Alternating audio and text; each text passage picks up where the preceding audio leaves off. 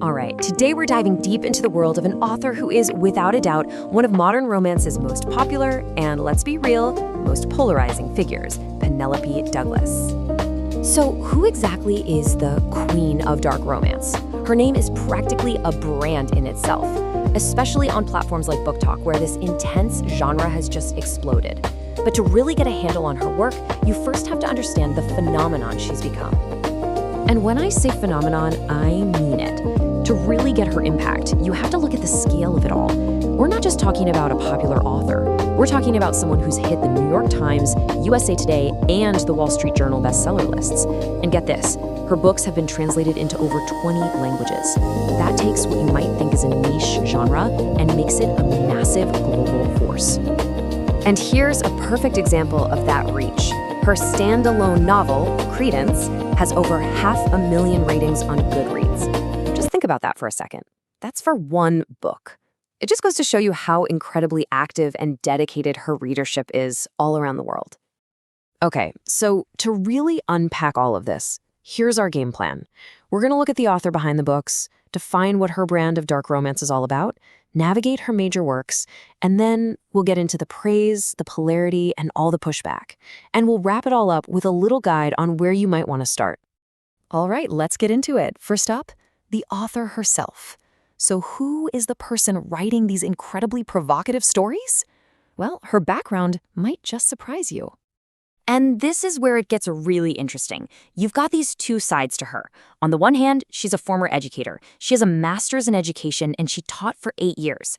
But on the other hand, you have this total rule breaker, an author who says point blank, not many topics are too taboo for me. It's such a fascinating contrast. In this philosophy, it's really at the heart of everything she does.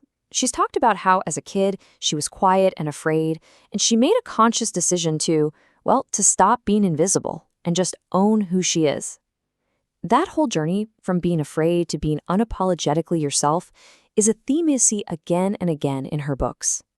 You can also get a sense of her style from her inspirations, which are super revealing. She says music is her biggest influence, but then you look at the movies, The Karate Kid, Dead Poets Society, and then she throws in a love for the Halloween horror franchise. It all starts to make sense, right? It points to this love for high emotional stakes, intense conflict, and maybe even a little bit of challenging the status quo. So you take all those influences and what do you get on the page? Let's break it down. What exactly should you expect from her brand of romance? Okay, first things first, let's define what we're even talking about. Dark romance isn't your average feel-good love story, not at all. It's a whole subgenre that dives headfirst into, the darker parts of human nature. You get these morally gray, anti-hero characters and super complex plots that really push the boundaries. It's all about letting readers explore that messier side of desire. But from the safety of a book. And her books are pretty much built on these ideas. You're almost always going to find forbidden love. Think age gaps or rival families.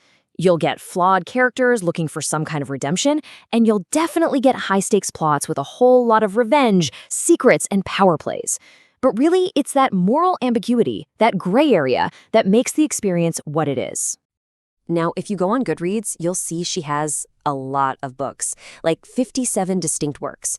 It can be a little intimidating to know where to even start. So let's put together a quick map of her literary universe to help you get your bearings. You can really see an evolution in her career over time. She kicked things off back in 2013 with Bully, which put her on the map in that new adult or bully romance space. High school drama, first love, all that angst. But then, just 2 years later, Corrupt comes out, and bam, that's the shift. That's where she dives into the much darker, more taboo themes she's really known for today. And that trend just kept going with her big standalones. And you can see this shift perfectly if you compare her two biggest series. On one side, you have Fall Away, which is all about that new adult high school angst. It's very emotional and drama-filled. But then you have Devil's Night, and that is a full-on plunge into adult dark romance. We're talking revenge, criminal anti-heroes, power dynamics, the whole shebang. But hey, you don't have to dive into a whole series to get the picture. Her standalones, books like Punk 57, Birthday Girl, Credence, are huge fan favorites. And honestly, they're often where she explores some of her most intense and out there ideas all packed into a single story. So when you're writing books that are this intense and that push so many boundaries, it's no surprise that you get some pretty strong reactions. And I mean really strong. divided reactions. So let's get into it. The praise, the polarity, and the pushback. And this really gets to the heart of the whole debate around her work. You've got fans who call her books phenomenally written and utterly addictive. They love the emotional whirlwind. But then on the complete opposite side, you have critics who are not holding back. They call it a masterclass in romanticizing trauma and say it glamorizes abuse, often pointing to the super problematic morality of her heroes. This quote from a critique of her book Corrupt really sums up the main concern. The argument is that the way these scenes are written can blur the line between fantasy and something much more harmful. It's the idea that it forces the reader to see, acts of violation as just a stepping stone to the romance. But here is what is absolutely fascinating from a commercial standpoint. This polarity, it actually fuels her success. Think about it. Someone writes a scathing one-star review detailing all the taboo content as a warning. But for a dark romance reader, that review basically becomes a checklist, confirming the book has exactly what they're looking for. It creates this wild controversy to sales feedback loop. So after hearing all of that, you might be wondering, okay, are these books for me or not? That's what this last section is all about. It's a quick, practical guide to help you figure out where you might want to begin if you decide to take the plunge. Where you should start really just depends on what you're looking for. So, number 1, if you want that classic enemies to lovers high school drama vibe, start with Bully. It's her foundational work. Number 2, if you want to dive headfirst into the intense dark romance stuff, then you gotta go with Corrupt. It's the perfect test for the genre. And number 3, if you want a standalone story that's still taboo but maybe more focused on the emotional side, give Birthday Girl a try. In the end, diving into the world of Penelope Douglas kind of forces you to ask a bigger question, not just about her books, but about romance as a whole. What is the purpose of a love story? Is it supposed to make us feel safe and comfortable?